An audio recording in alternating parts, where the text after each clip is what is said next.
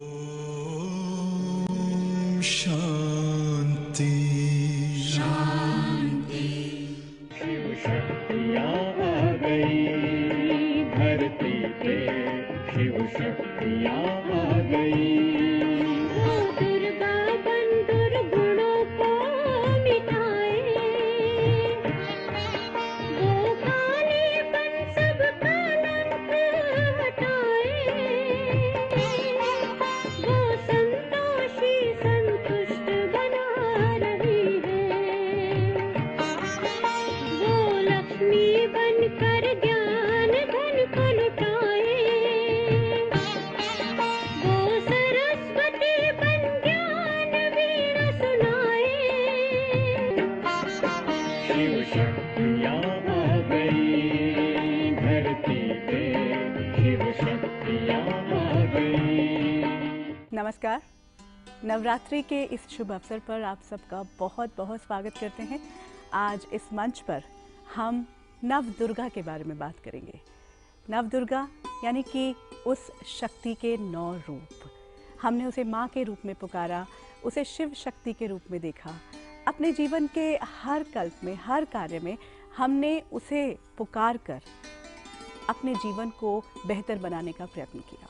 हर बार नवरात्रि का जब त्यौहार आता है तब हम बड़ी श्रद्धा से और भक्ति से, प्रेम से उसका पूजन करते हैं और उपवास रखते हैं, व्रत रखते हैं, कई तरह के और रिचुअल्स हैं जो हम करते हैं।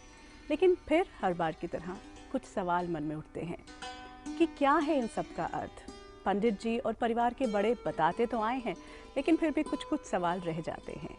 आज इस मंच पर उन सभी सवालों को लेकर आए हैं और हमारा सौभाग्य है कि हमारे साथ बहुत सारे लोग हैं जिनके मन में सवाल थे। बहुत से भक्तजन हैं जो माँ को बहुत श्रद्धा और प्रेम से पुकारते हैं अपने सवालों के साथ, आप सबके सवालों के साथ हमारे बीच। और इन सभी सवालों का जवाब देने के लिए आज हमारा सौभाग्य, हमारे साथ हैं बहुत सीनियर ब्रह्मा कुमार ब्रदर ब्रिजमोहन भाई साहब। भाई साहब आपका बहुत बहुत स्वागत। ओम शांति। ओम शांति। और आज हमारे साथ एक और ऐसी बहन है जिन्होंने भक्ति के भी हर एस्पेक्ट को समझा और ज्ञान के आधार पर आज हमारे साथ शेयर करेंगे। हमारे साथ बहुत सीनियर ब्रह्मा कुमारी बहन शांति दीदी हैं। शांति दीदी आपका बहुत बहुत स्वागत। ओम शांति।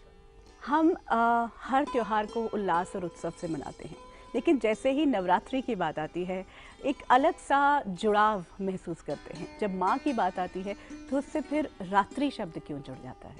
यहाँ रात्रि शब्द आप समझ सकते हैं कि ये दिन और रात वाली रात का नहीं है।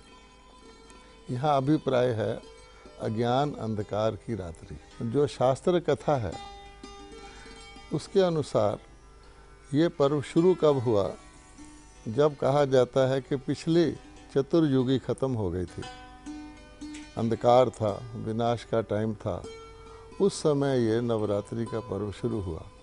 और आप जानते हैं कि भगत जन एक अखंड दीपक स्थापित करते हैं जो 9 दिन जलता रहता है लगातार, और उसका भाव भी यही है कि अंधकार में हमें रोशनी, माता रोशनी दे। तो आज हम देखें तो हम सबके मन में भी ऐसी मन भटकता है और मन में उलझन है, परेशानी है, तो अज्ञानता के अंधकार के कारण ही है। तो इसीलिए ये नवरात्रि का पर्व मनाया जाता है, या देवियों के पूजन के साथ रात्रि शब्द का है। इसका अर्थ यही है कि हमें इस अज्ञानता के अंधकार से परमात्मा शिव जो ज्ञान सूर्य हैं, वो इन देवियों के द्वारा, कन्याओं के द्वारा, माताओं के द्वारा जो ज्ञान देते हैं, तो उससे हमारी आत्मा की ज्योति जगती है और हमें प्रकाश मिलता है। आप सबके पास पहुंचते हैं सवाल आपके। जी, कोई पूछना चाहिए?